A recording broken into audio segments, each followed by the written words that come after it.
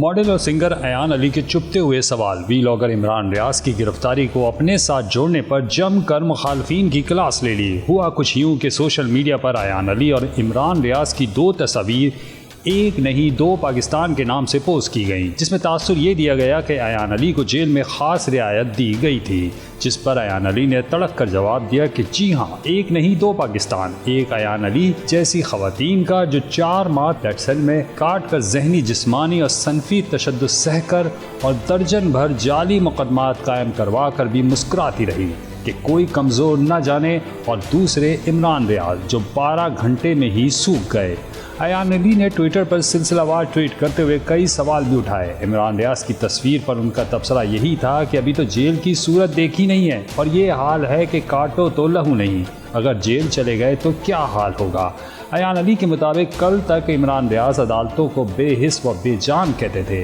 آج لاہور سے اسلام آباد، اٹک سے راولپنڈی کوئی عدالت نہیں جہاں درخواست ضمانت نہیں دائر کی۔ آج کی عدالتوں پر اعتماد بحال ہو گیا کہ سافٹ ویئر اپ ڈیٹ ہو گیا ہے۔ ایان علی نے تو یوٹیوبر مخدوم شہاب الدین کا ایک لیٹر بھی شیئر کیا، جس میں وہ امریکی اداروں کو یہ باور کرا رہے ہیں کہ پاکستان صحافیوں کے لیے خطرناک ملک ہے۔ ایان علی کے مطابق کل تک تو یہ امریکی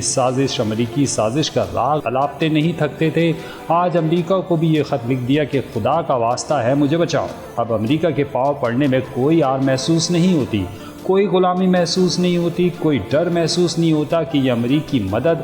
مداخلت یا سازش کہلائے گی۔ ایان علی نے ایک اور ٹویٹ میں ایمنسٹی انٹرنیشنل کی عمران ریاض خان کی گرفتاری کی مذمت کی پوسٹ شیئر کرتے ہوئے سوال کیا کہ کل تک تو این جی اوز CIA کی فرنٹ کمپنیز دکھائی دیتی تھی، اب این جی اوز سے بھی اپنے حق میں بیان تکوا دیا ہے، اب ان کی حمایت حاصل کرنے میں کوئی شرم محسوس نہیں ہوتی، یہ نہیں سوچا کہ ان کی حمایت مجھے بھی CIA کا ایجنٹ بنا دے گی جیسے بیچاری گلالئی اسماعیل بنی تھی۔ ایان علی مزید لکھتی ہیں کہ کل تک تو پیکر ترمیمی آرڈیننس ایک آفاقی قانون دکھائی دیتا تھا جو ریاست و مملکت کے تحفظ کے لیے ناگزیر تھا، آج سادہ پیکا بھی کالا قانون دکھائی دینے لگا، اتنا کالا کہ اس کے خلاف 4-6 لوگوں سے مظاہرے بھی کروا ڈالے۔ یہ تخیلاتی انقلاب ایک رات پولیس وین میں گزار کر ہی آ گیا۔ ایان علی کے مطابق کل تک مطیع اللہ جان، اسد طور اور ابصار عالم پر حملے جعلی دکھائی دیتے تھے، اب اپنی باری پر ایک انگلی بھی نہیں لگی اور آزادی صحافت اس قدر خطرے میں دکھائی دینے لگی کہ سب تنظیموں کو فون کر ڈالے کہ میرے لیے نکلو، تمہیں خدا کا واسطہ، ویسے یہ تنظیمیں یوٹیوبرز کے لیے نکل سکتی ہیں۔ ایان علی نے سوال کیا کہ کل تک ابصار عالم سے پوچھتے تھے کہ دھمکانے والوں کے نام کیوں نہیں لیتے، اب اپنی باری آئی تو کہتے ہیں کہ 5 گھنٹے بعد بتاؤں گا۔ ایان علی نے عمران ریاض پر ایک اور گولہ برساتے ہوئے دریافت کیا، کل تک تو کہتے تھے کہ ٹینکوں کے نیچے لیٹ جائیں گے، آج ناشتے میں ابلے ہوئے انڈے کیا نہیں ملے؟ سنا ہے روتے روتے عدالت کو بھی بتایا کہ میرا گلوکوز اور بلڈ پریشر دونوں لو ہو گئے ہیں، خدا را کچھ کریں۔ ایان علی کے مطابق ابھی تو محض ریاستی اداروں کے خلاف دھمکی آمیز گفتگو کا مقدمہ ہے، ابھی تو نیازی سرکار سے جو مال کمایا ہے، جو ناجائز اسلحے کا انبار لگایا ہے، جو جھوپڑی سے فارم ہاؤس تک کا راستہ صاف کروایا ہے، جو بلٹ پروف گاڑیوں سے پورچ سجایا ہے اور جو رشتہ داروں کو مال کے عوض نوازوایا ہے، سب کا جواب دینا ہے۔ ایک جواب نہیں چلے گا کہ یوٹیوب سے کمایا ہے۔ ایان علی نے ایک اور نشتر برساتے ہوئے لکھا کہ ویسے باقی مقدمات ایک طرف، یہ ریاستی اداروں سے متعلق حد تک اور